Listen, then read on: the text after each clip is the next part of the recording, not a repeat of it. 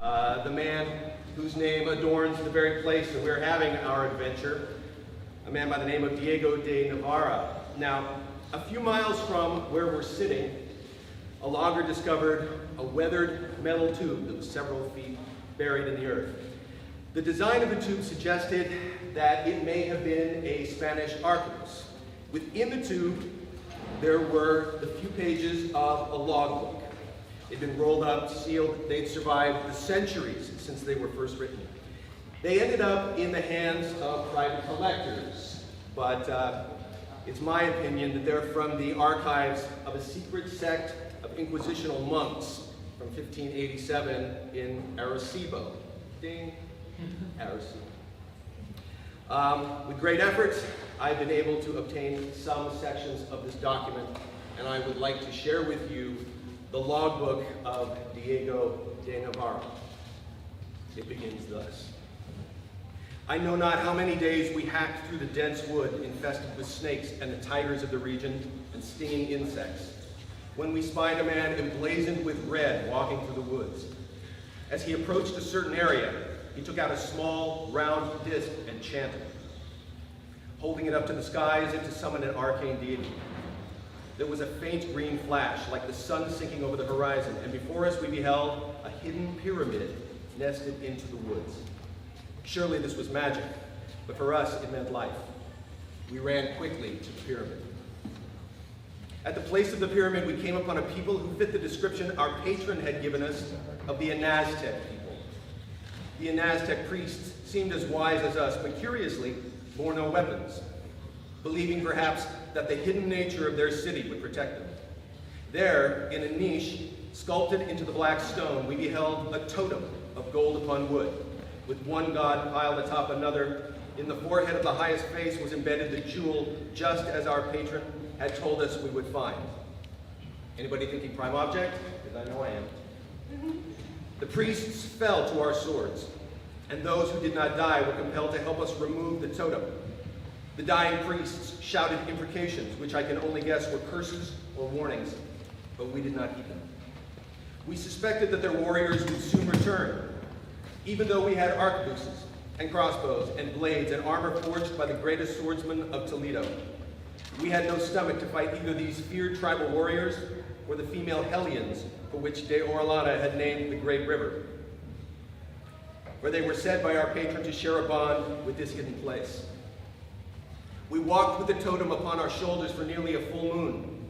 It was far lighter than we had expected, but still, 2 of our men did fall to exhaustion and the fevers carried by unforgiving insects. A fear that we were being followed never left us. We reached the river, and placing the totem in a large canoe, we went downstream as quickly as possible and made the sea near the seaport town of Paita, which, even as we arrived, was under attack from English corsairs.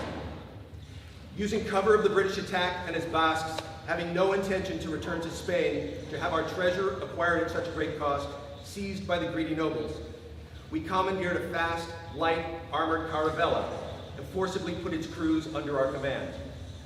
As we sailed out, we were simultaneously under fire from the English, our own Spaniards, and later, from the trees on the shore, the female warriors of the neighboring lands.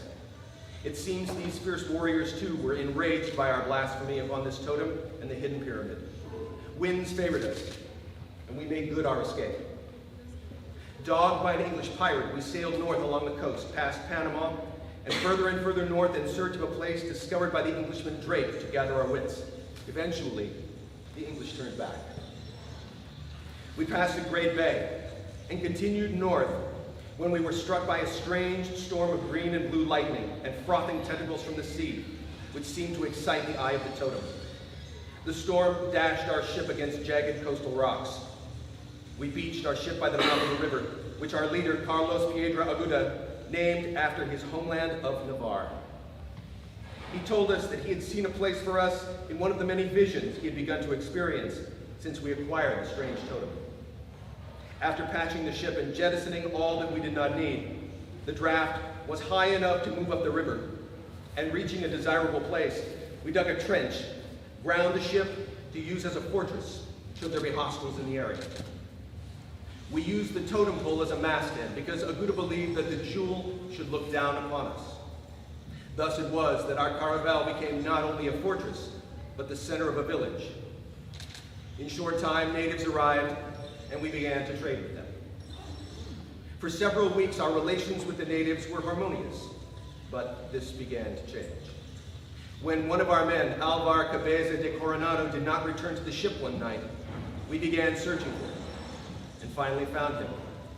His body pierced by several arrows, the type used by the Anaztec people. We realized that we had been followed to this place from far away, and that the Anaztec were inciting the natives against us. The tribal warriors attacked from the water and from the wood in a hail of flaming arrows. Thus ends this segment of the logbook of Diego Navarra. Thank you so much for allowing me to share it, because I believe that it's very poignant for what we are trying to accomplish here today.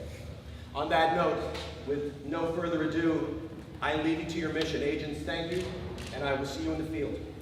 All right.